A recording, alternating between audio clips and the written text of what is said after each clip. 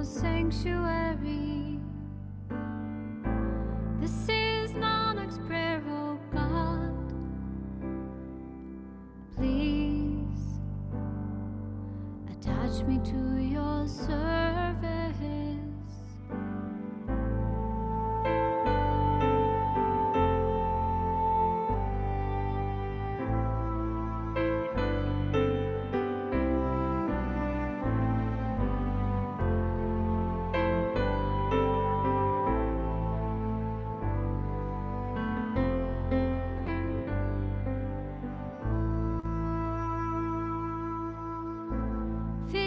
Firta prabhaya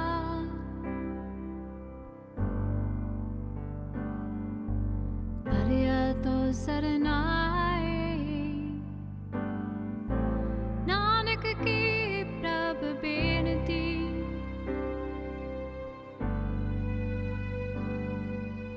Apni bhagati lai.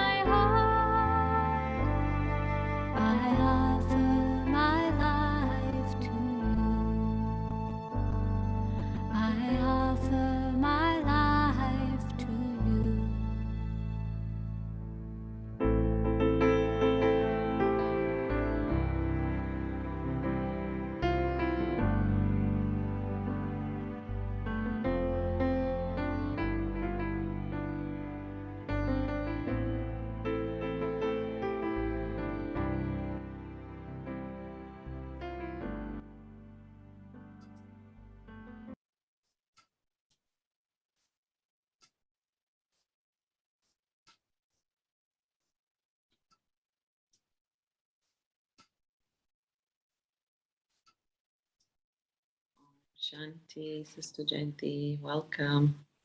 Om Shanti. And welcome to everyone again. And gentlemen, I remember these 88 Murlis at that time, and I remember being sustained with these slogans that where there is determination, there is success, one strength, one support, one step of your courage and multi-million-fold help. These were the slogans that I remember kept me going at that time. Definitely. Thank you, Sister Jen. Om Shanti. Again, a Murli of great love and great appreciation of all of Baba's children abroad. And this time it was the bestower of fortune, seeing the elevated fortune of all his children. And of course, then Baba has to add another little comment that, of course, it's number-wise, but definitely Baba was appreciating each one of the elevated fortune of each one of the children. And Baba was catching all our thoughts. And Baba said that we've been having determined, pure, elevated thoughts, and our thoughts have reached Baba. And the speed of thought is faster than the speed of speech, which of course we are aware of. Even on a human level, you'll be able to catch my thoughts first, And then I begin to speak, and you'll be able to see, was the vibration of my thought and what I'm saying the same, or was there a discrepancy in that? But of course, Baba's catching our thoughts, not waiting for our words. But also, Baba said, if I want to get the return response from Baba in terms of the spiritual conversation, and a spiritual conversation can only be had through thought, not in words. And so if I want to get a response from Baba, Baba will give me a response, but I need to have a very subtle and clean and clear intellect. Subtle, yes, of course, be aware of soul consciousness. Then in that subtle stage, I'm connected. Clean, I have to have removed all trace of the vices so that then there isn't any rubbish or dirt there in the soul. And then thirdly, clear. I mustn't allow any other vibration to touch me. And so no influences, no other vibration that are interfering, because if there's already another influence over me, then Baba's magic isn't going to reach me. Baba's response can't reach me. That influence is already creating a shadow around me and over me. And so very important that I keep my intellect very, very clear so that there's no interference in what Baba wants to say to me, and I'm able to catch that. And then, what are those elevated, determined thoughts that we have had? And yes, Baba mentioned that if there's determination, it brings success. But what are those determined, elevated thoughts? And so firstly, Baba mentioned how at that moment in Madhuban, many of us have that feeling, that thought that we'd really like to stay content. Just as we are experiencing contentment in Madhuban, we want to be able to maintain that state of contentment. And the second, just as we are happy in Madhuban, we want to be always to maintain that state of happiness. And the third, being free from all obstacles. Very determined thought that here in Madhuban, there are no obstacles. I want to have that same experience when I go back to my service place. And the fourth, that I'm really inspired to be like Bap Dada.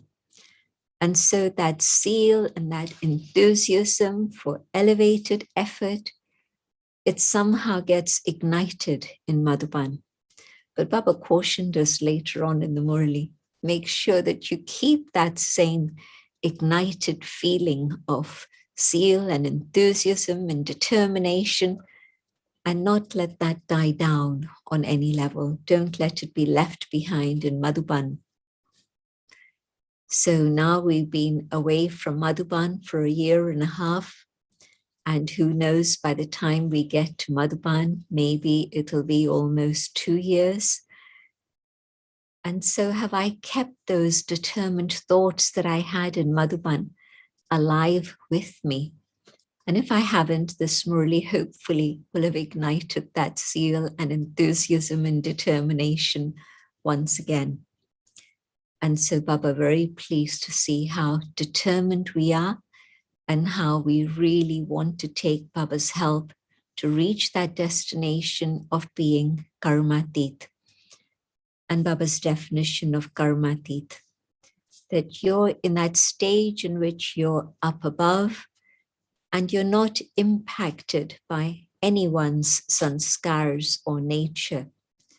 And we have to include ourselves within that, not to be impacted by my own sanskars or nature of my past birth, but now nobody else's nature or sanskar bothers me.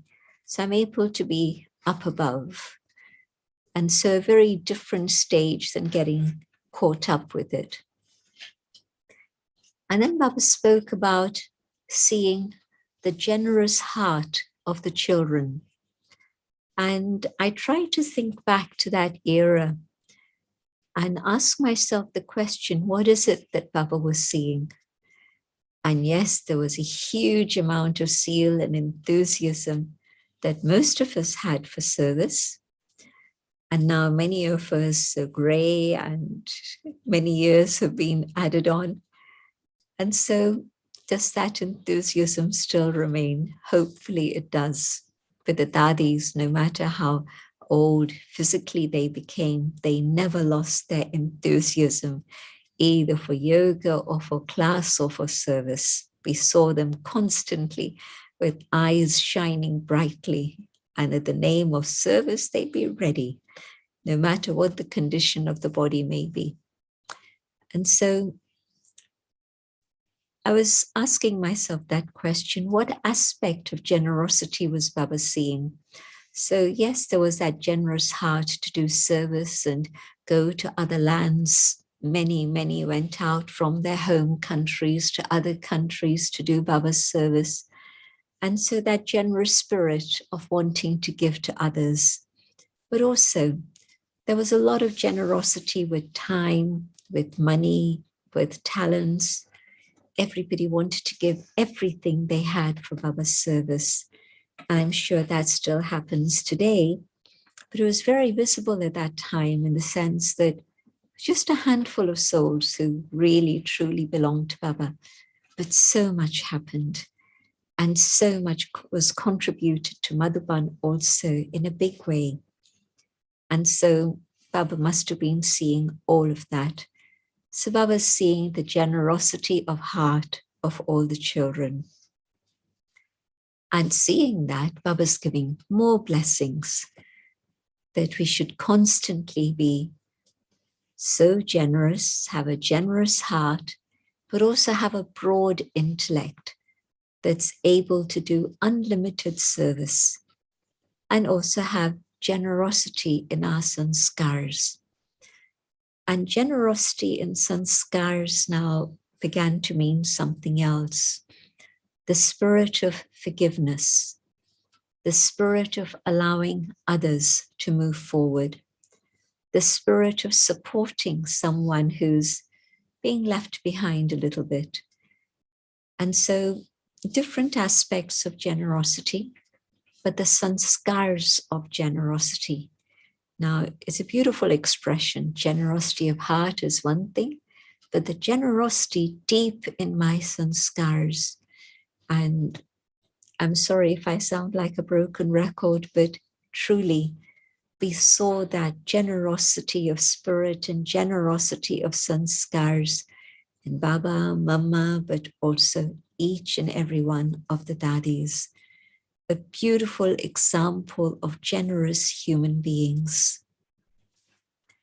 And within that, Baba was then talking about how limited consciousness means that there'll be attraction to limited things, and that means bondage.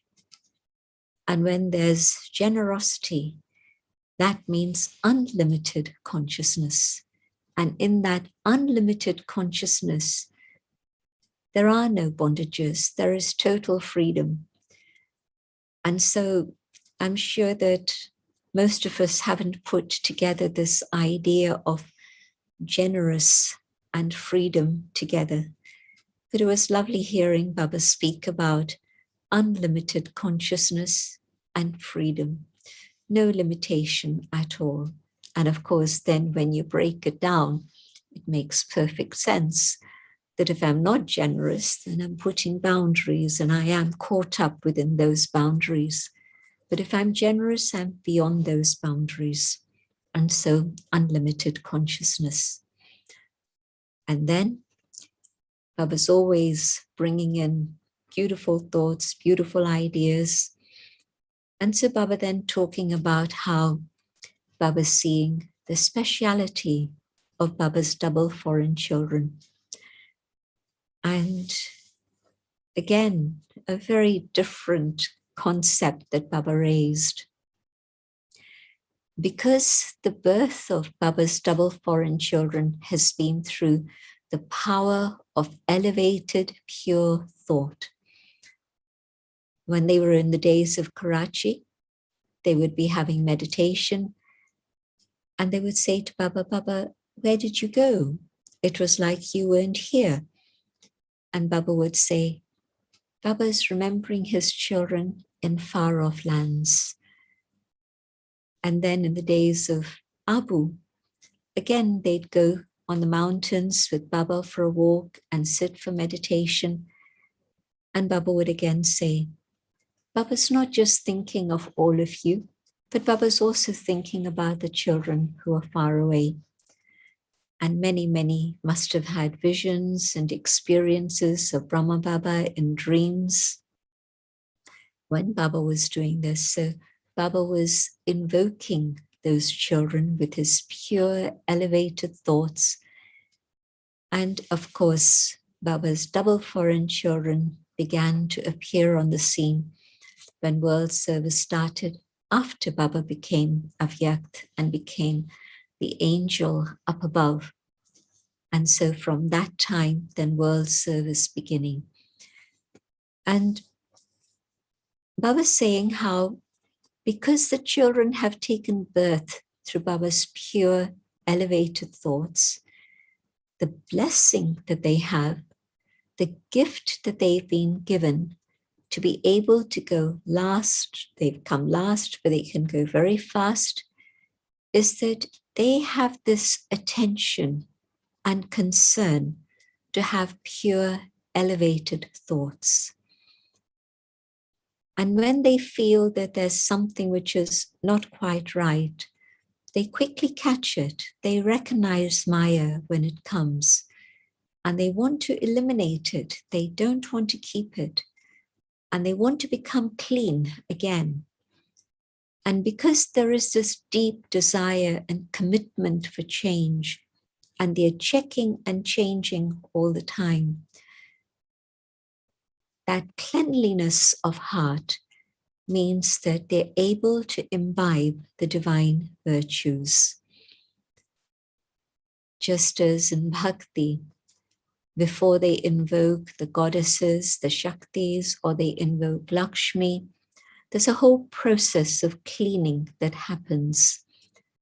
And of course, Bhakti interprets everything on the external, physical level. And so it's a big cleaning of the house. And in Madhuban, they have the whitewashing of all the walls, and all of that happens. Anyway, the timing is that it's the monsoons, and so all the walls have got splashed. And so then to have a whole process of cleansing and whitewashing is perfect, just in time for Diwali. So even the seasons work out very well for all of that. So cleanliness is the foundation through which we can develop the divine virtues in our life. And then Baba talking about how when there's that generosity of spirit, then what happens is that there's always that cooperation that comes also. And the second speciality that Baba mentioned, and I think this is something that we're all very aware of, from the moment of taking spiritual birth, becoming Baba's heirs, receiving so much from Baba, immediately there's a thought of service, of serving others so that they too can benefit. And of course, service means that there's the immediate fruit of happiness, there's the immediate experience of power.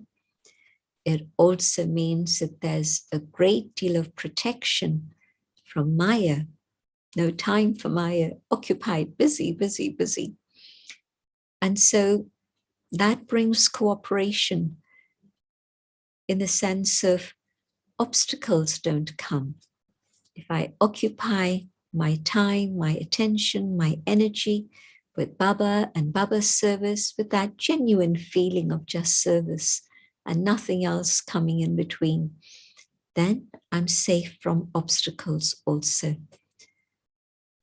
And of course, we receive blessings, and so that also becomes a great lift to be able to move forward.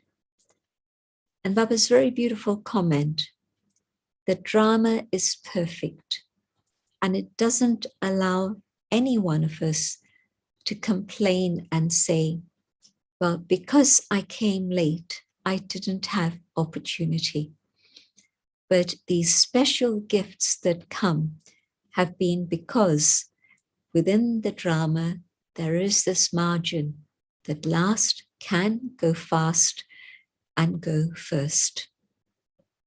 And so Baba explaining that these two particular gifts for the double foreign children, and Baba said that Bharatvasis also have their golden chance. Myös heidän kultainen mahdollisuutensa. But especially for Baba's Mutta double foreign erityisesti children. Baban tuplaulkomaalaisille lapsille. Okay, somebody's got their translation so that everybody can hear, not just those on their channel.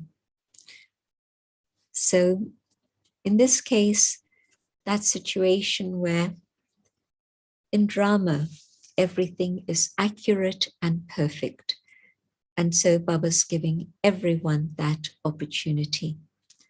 And so service has flourished because of all these factors.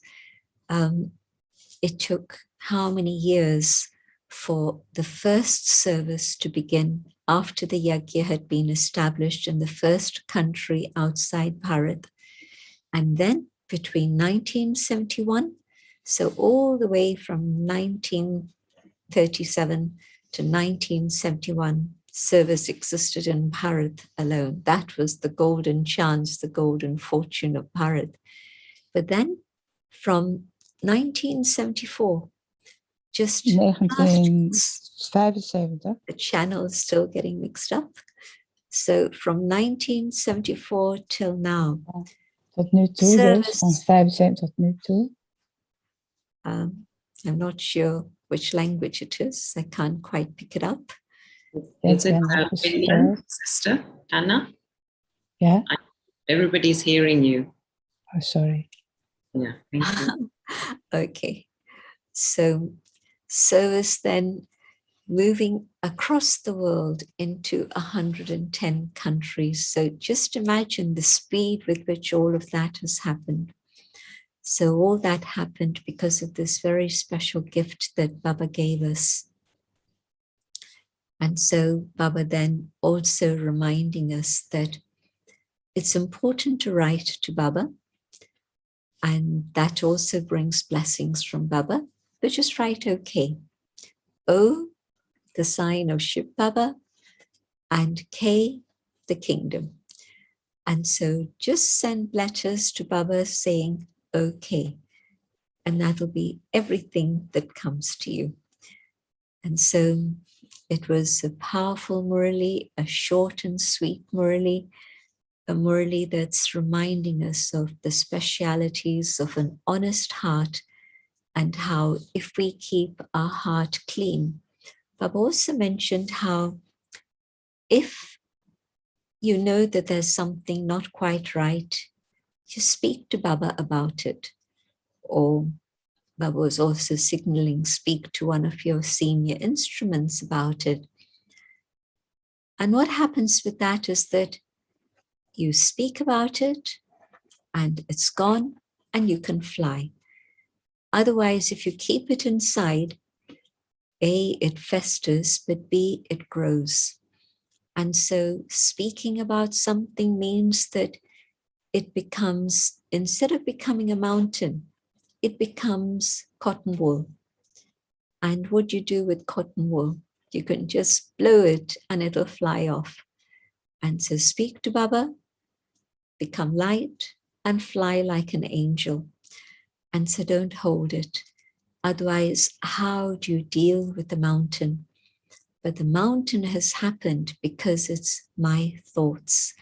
And so not allowing thoughts to block us in this way, because then that burden, that heaviness prevents us from moving forward. Baba also spoke very beautifully about how here in this corporeal world, there are three things that are important: our thoughts, our words, our actions.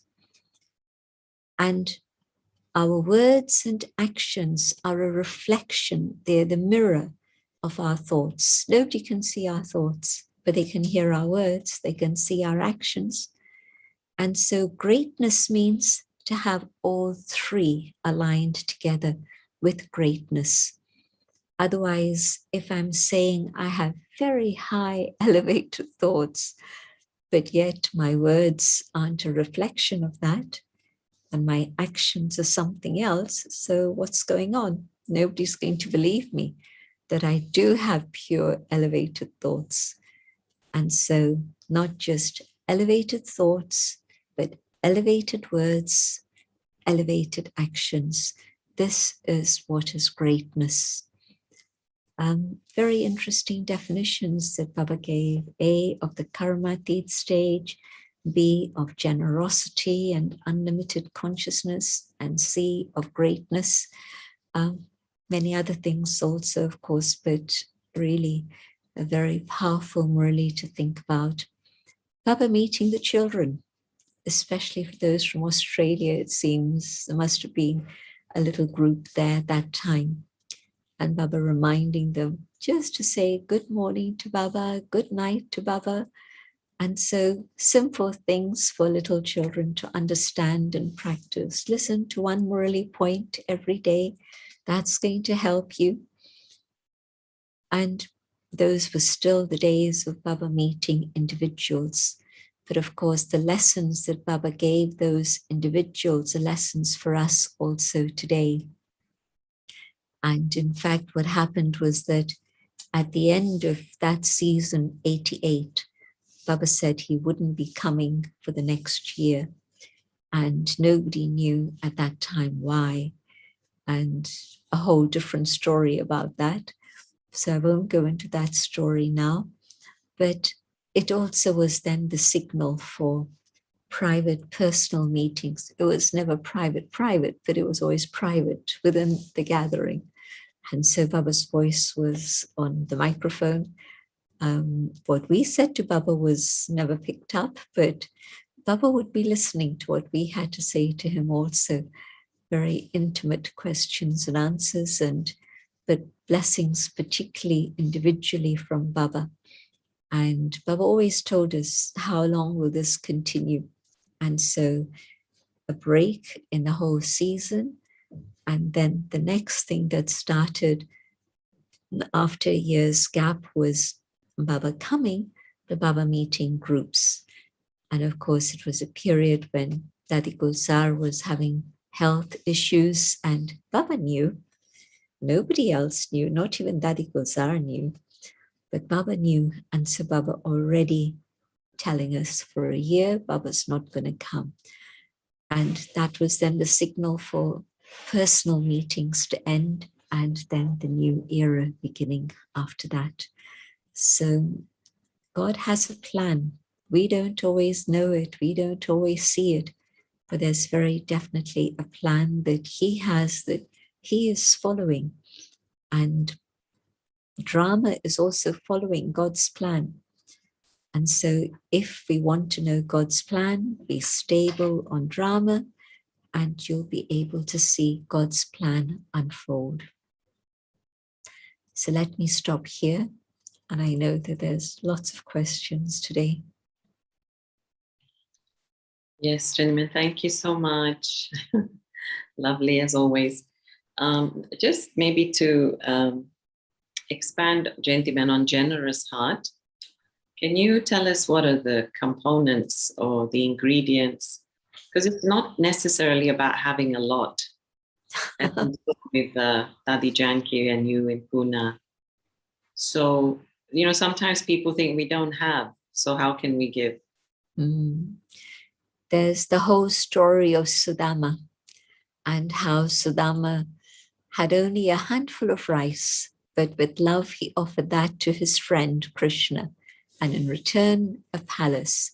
And Baba says in the Murli that ₹1 of somebody who has very little is equivalent to 1,000 of someone who has a lot.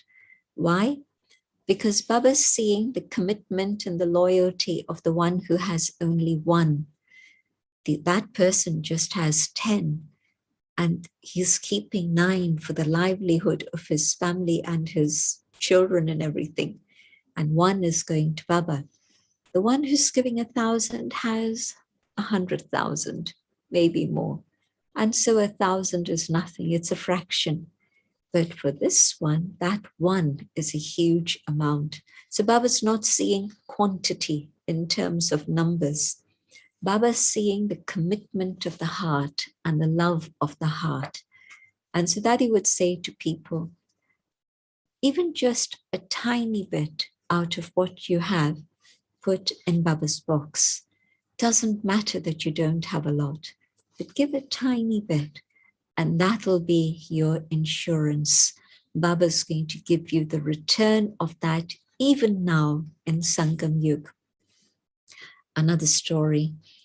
I remember there was somebody who was very ill, and a person got to hear about it, and they made sure that there was enough, because she was from a country where she had to pay her own bills. So a person got to hear about it and sent a generous amount to cover quite a bit of that. And no questions, he just did it with love. And the person who was sick did not even know. He'd wanted it to be totally anonymous. Baba knows, and that's it.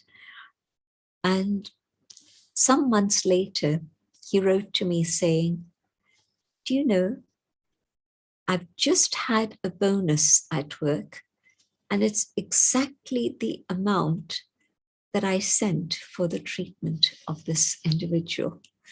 So I thought that was a lovely way in which drama immediately gave him the return. So sometimes we get the immediate return, not always, but it's enough to know that it's accumulated in Baba's bank. So generosity is a generosity of an open heart, a clean heart. It doesn't mean how much, it just means that love and loyalty. You know, in Bhakti, they say that there was this village woman, and this Pandit was walking by, and he saw her offering fruits to God. But what she was doing was taking a little bit of each of the berries. She only had berries from the forest to offer. She took a little bit of the berry and tasted it, and then she would offer it. And so the Pandit came by and saying, how can God accept the things that you have tasted and spoiled already? And she said, well, the only reason for tasting them was to make sure that they were sweet. How can I offer sour berries to God? I wanted to taste them to make sure they were sweet. So the intention of the heart, and whatever simple the ingredients may be, doesn't matter.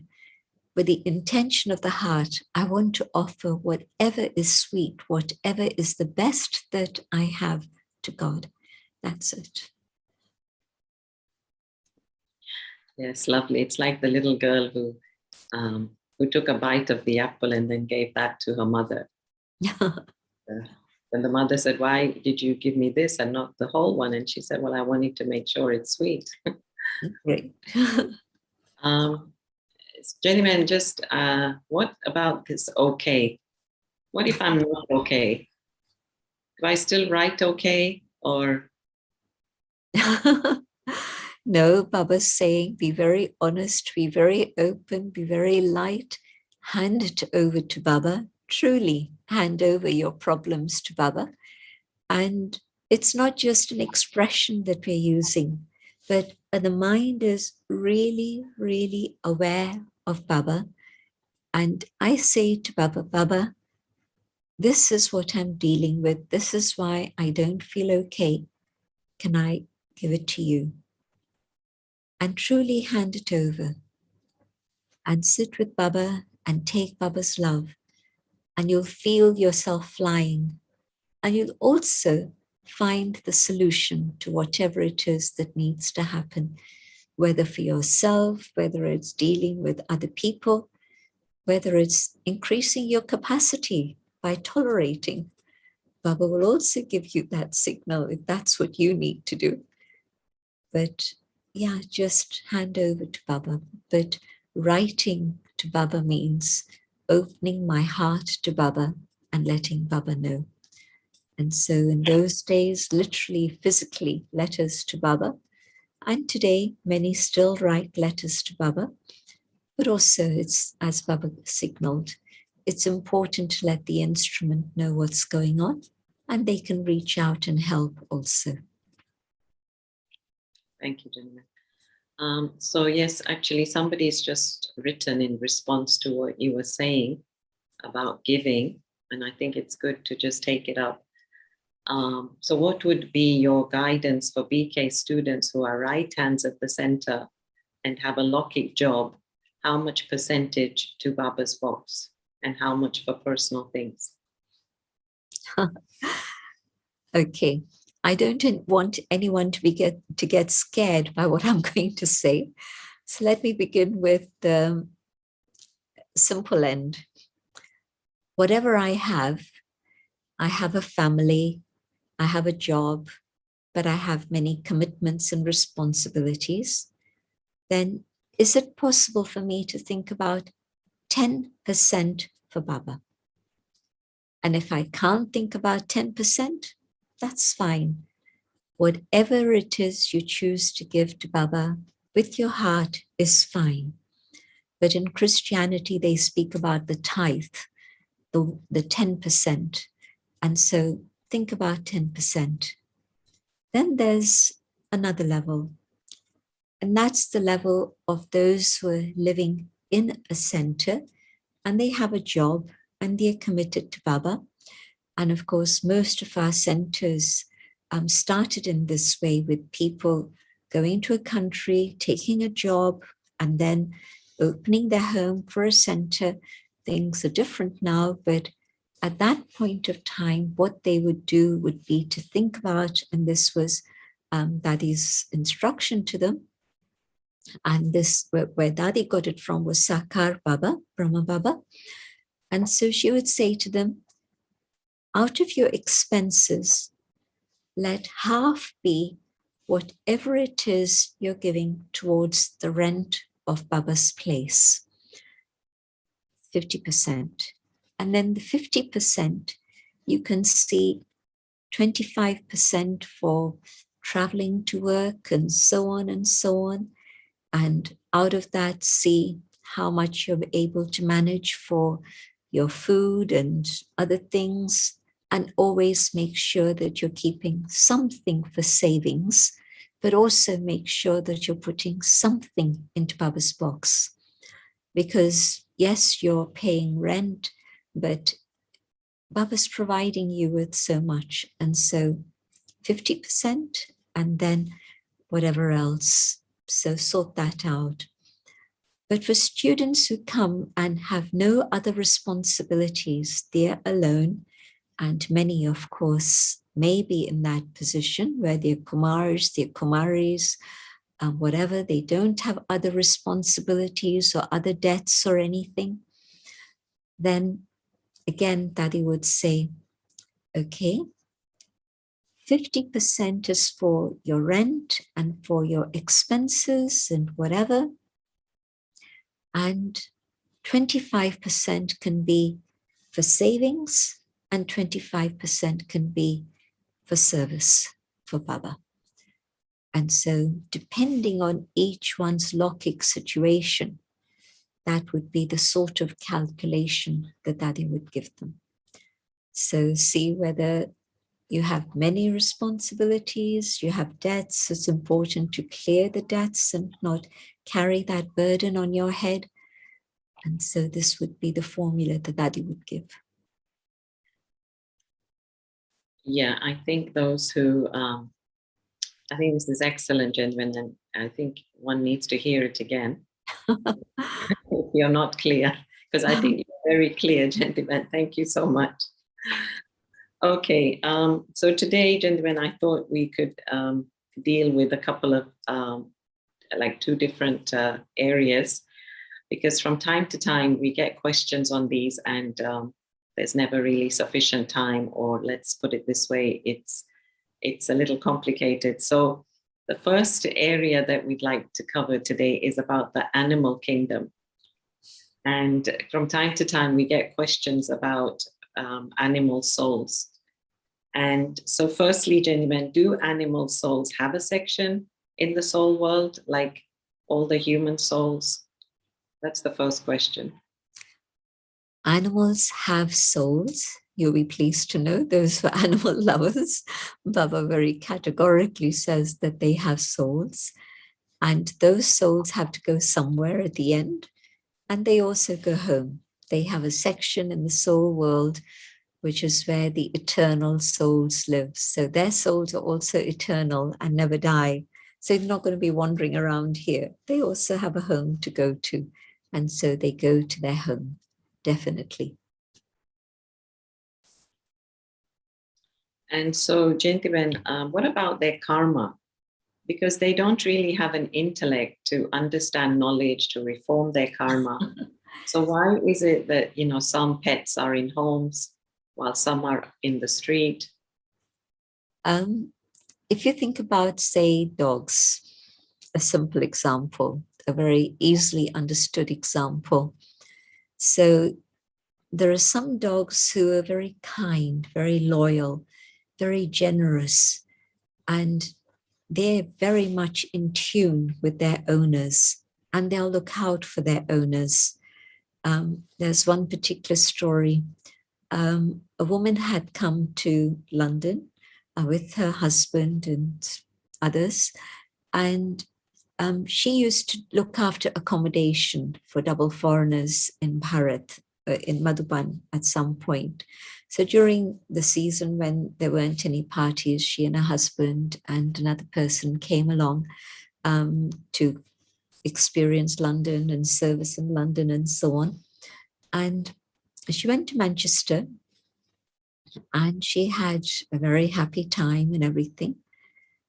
And suddenly she had a heart attack and she was gone. And okay, so all the ceremonies happened in a very beautiful way.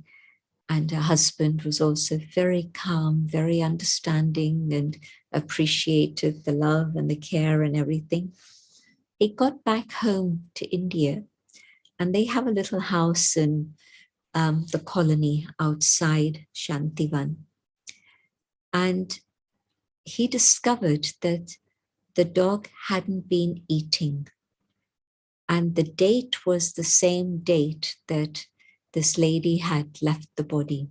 There were other people, brothers from Shantivan, who would come and take care of the house and the dog. And so they said that the dog just sat on her bed and didn't want to move, didn't want to eat, didn't want to go out, didn't want to do anything. And they, in fact, it was a day before she had died that this had started. Now, how did the dog know? Some telepathic communication, some communication of the heart, of the soul. And then a little while later, that dog left. And it was like his sacrifice for his master, mistress. And although the husband was also master, but the connection had been of this lady with this dog. So many, many examples of horses who are valiant and courageous and will be ready to give up their life to save their master. So there are animals in the animal kingdom who have that sense of intuition and understanding and awareness, and there's a great deal of goodness there. Then there are others who probably, because they've been given a hard time by people, they become a little vicious, they become upset, they get angry and they bite and so on. but probably it's because they've taken suffering and sorrow from humans and they're giving that return in some form. So there's good and not so good, even within the animal kingdom. And certainly the level of intellect varies from species to species. Elephants, again, with an amazing memory and an amazing story, that real story that I heard. There was a herd that had lost its matriarch, and apparently elephants are matriarchal creatures. So the matriarch was gone, and so the herd was in grieving and in mourning. And then government officials said that the herd had to be moved to another place where they would be protected, and where they were now, that was not going to be protected anymore. And the task was given to this ranger who was living there on that field. And he was asked to communicate with the herd that they should cooperate in being moved to their new location. But the herd wasn't understanding anything, and people were shouting at them, people were whipping them, but they weren't moving. They kept their ground. They wanted to stay where the matriarch had died, and they were anyway in grief. And finally, the government said to this, it was an Englishman by chance who was the ranger there, they said to him, if you don't explain to the elephants that if they don't move with cooperation within the next few days, we'll have to kill them all. We don't want them to be killed by poachers. And these elephants are going wild now, because anyone who's coming to anywhere near them, they're hurting them, they're damaging them. And this man didn't speak Swahili, the African language. He didn't know whether they'd understand his English or not, but he'd had a connection with them, an affinity of love. But he decided to give it a try. And he went to them and he made them gather around him, and he spoke very softly, very clearly, very slowly, and explained to the elephants, you must cooperate. You must move from this area to this other area. And somehow the message got through, and the next day when they came to move them, they all cooperated and they all followed. And the whole herd went some hundreds of miles away to their nature reserve, where they were going to be safe, where no poachers or game shooting would be allowed. Some years later, maybe 6, 8 years later, the man died. He's still in that field, in his cottage. And a few days later, after his departure, his wife was amazed. This whole herd came, and they lowered their heads and their trunks and just stood there for a few hours, paying homage to this man. I'm getting emotional. And after a few days, they returned back to their native place, or wherever it is they had come from. Now, hundreds of miles away, and no information given to them, but they knew. They knew that this kind man had saved their lives, and they came to pay homage. Isn't it amazing? The connection of the intelligence of animals. And so really, birds, I mean, how do birds have that inbuilt radar that allows them to travel across the oceans from one place to another When it's winter, they know where to go. When it's summer, they know where to go. All of these things. So the intelligence of creatures is something that we're only now beginning to understand through all the research studies that people have done. But in fact, in ancient times, people understood that there was a bond between animals and humans. And so they treated animals and all creatures, not just big animals, but like, all the things crawling on the ground. I remember a scientist, actually Vandana Shiva. She's a biologist and a physicist, a double PhD. And some of you know that she is an environmental activist. And she started life as a physicist. And then she came into the whole subject of the environment and studied biology. And of course, then PhD in that too. And she was sharing in a public talk at some point, so I don't mind using her name and telling you it wasn't a secret conversation. She said, in ancient times in India, we would know that there's a symbiosis between animals and all creatures and humans. And so we would put out grain for all the little creatures around. We would give food to all the different species that were around. And so that kept this balance of all the other species and humans in perfect harmony.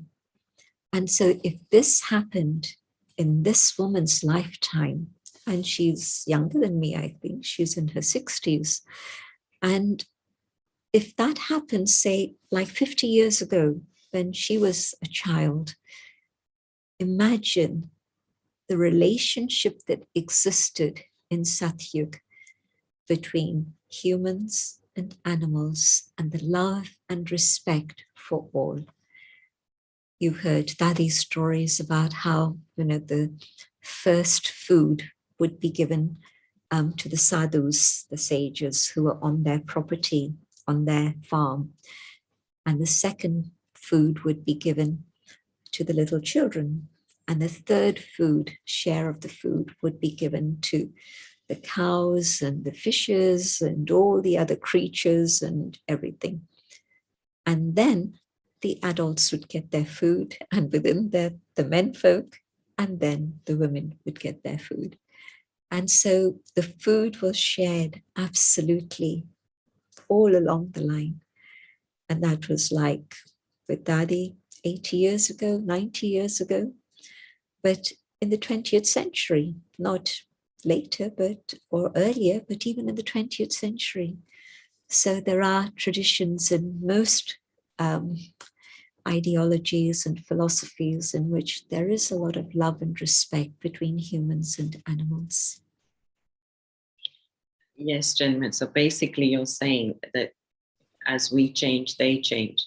That's what you're saying. Our karma depends on us, right? Yes, our Tamopradhan stage and where we become cruel and selfish, well, that's the impact we see on animals first. And then further down the line, we also see the impact on nature.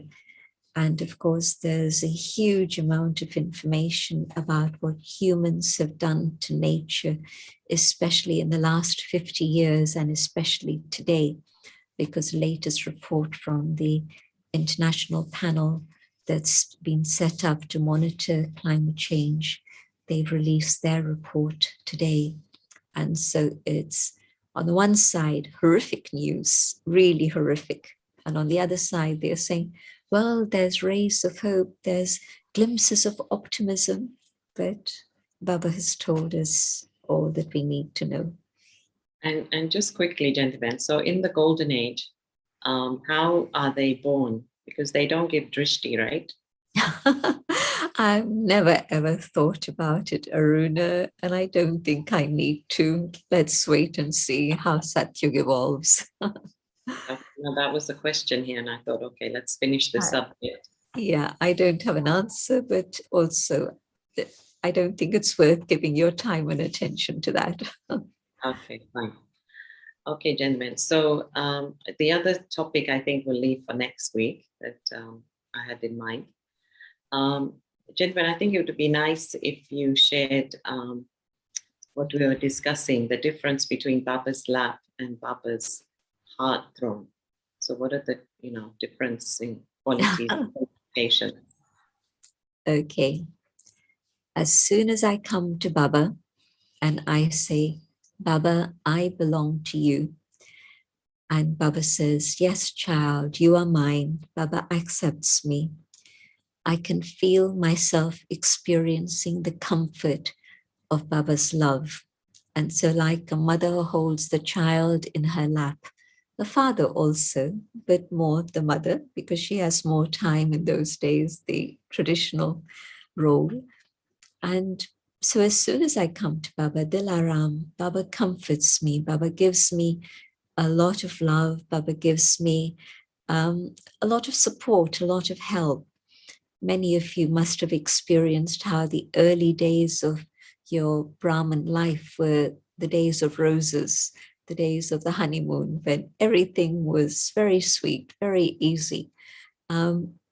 You didn't have to think too much about your sanskars. The whole battle with sanskars came later. And so being in Baba's lap is that initial period in which I'm experiencing Baba's love, and I'm surrounded by that and comforted by that and very safe in Baba's lap. But of course, it's when there's this connection of belonging to Baba that I feel all of this. If I'm still in that situation of a little bit of faith, a little bit of doubt, then I sometimes have the experience and sometimes it's gone. When I have that faith, then yes, I'm carried by that. But Baba's heart throne, I have to win Baba's heart. I have to make sure that my heart is so clean that there's only God sitting there. Daddy used to say, check how clean is your heart. Is it clean enough for you to invite God into your heart? And if you have God in your heart, God has opened up his heart and invite you to be there in his heart too. So between the stage of the child in the lap and the soul seated on God's heart throne, there's quite a journey of cleansing and purification and service that I go through. Sometimes Baba talks about how the serviceable children are seated in Baba's heart. So it's that journey in which I've paid attention to the 4 subjects, my understanding of Gyan, my level of yoga, the purification, my dharana, the cleanliness in my heart, and the 4th, the service that I've been able to do with Baba's love.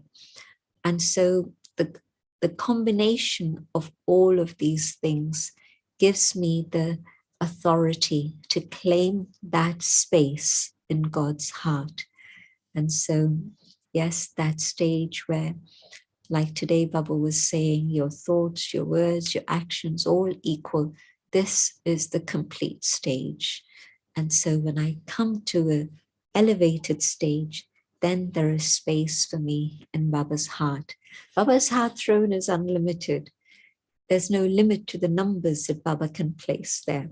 And anyway, it's the soul, the point of light that's going to sit there.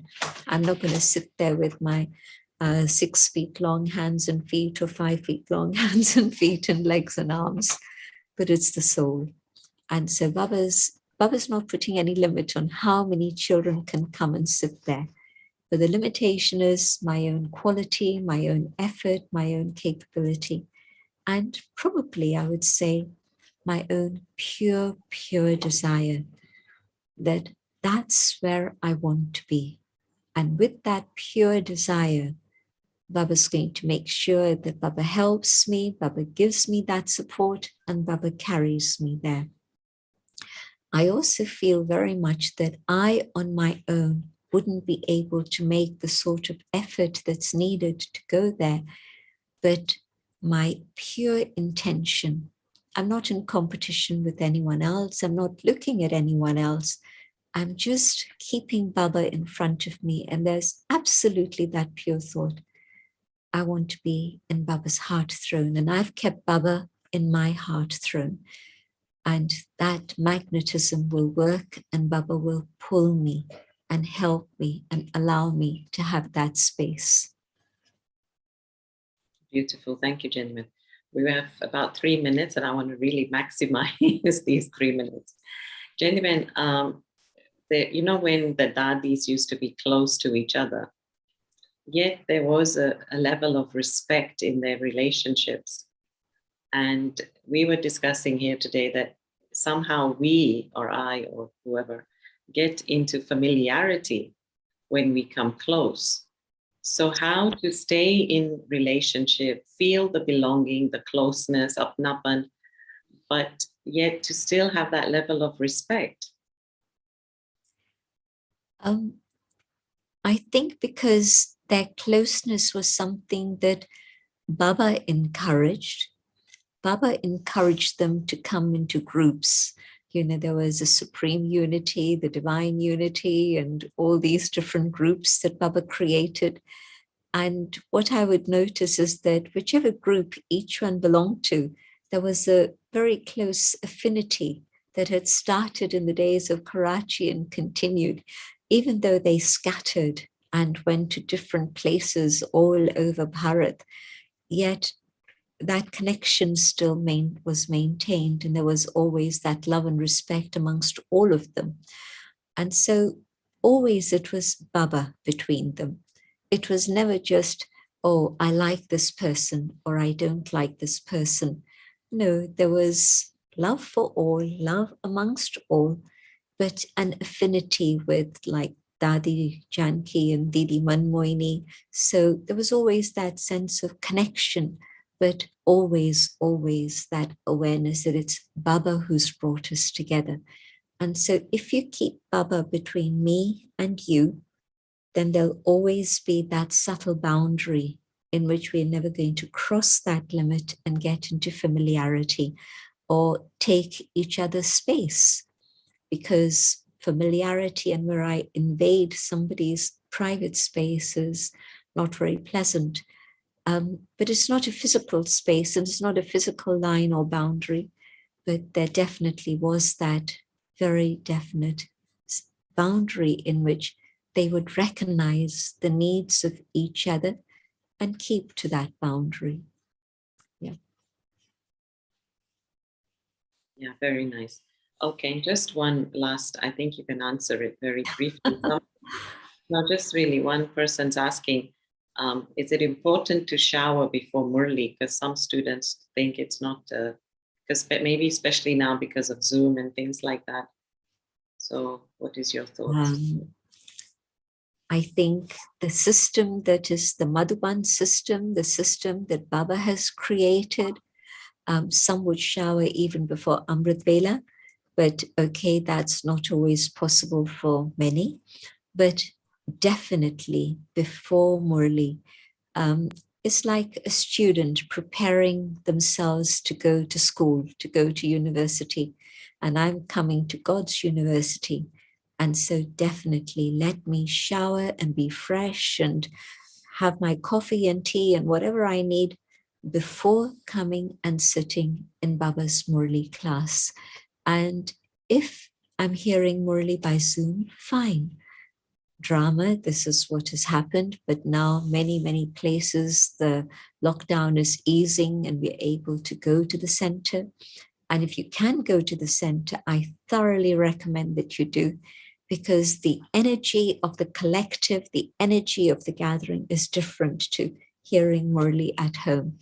But at least otherwise, let me be fresh so that I'm a proper student and I sit with my notebook and my pen and I sit alert, not just lying on the sofa and whatever, but no, it's class time, it's study time.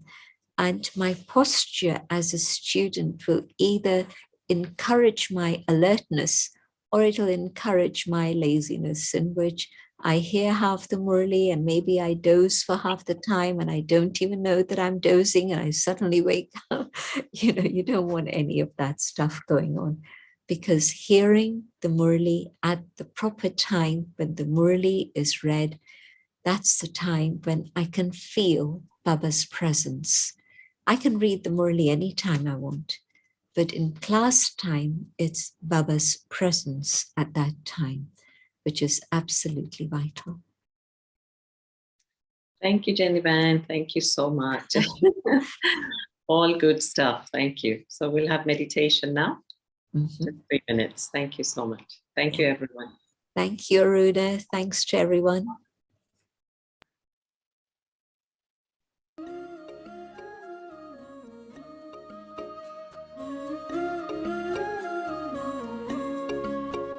मेरे संग संग चलते हैं बाबा, मेरे संग संग चलते हैं बाबा, मेरे संग संग चलते हैं बाबा, मेरे संग संग चलते हैं बाबा।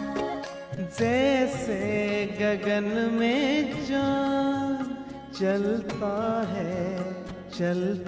है, उनकी किरणों की छाया में दिल हर पल रहता है। जैसे गगन में चाँद चलता है, उनकी किरणों की छाया में दिल हर पल रहता है।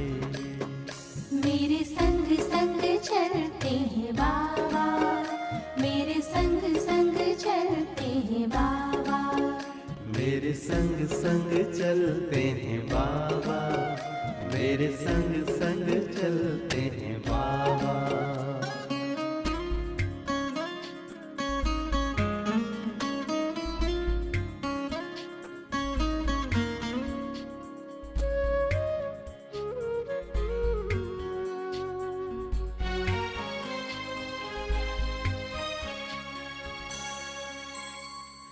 देखूं मैं चकोर की तरह, नाचूं मैं झूमर की तरह, बोलूं मैं कोयल की तरह, गाऊं मैं बुलबुल की तरह। मेरा मन बहलाते हैं बाबा, मेरा मन बहलाते हैं बाबा। जैसे सुरों में सरगम बजता है।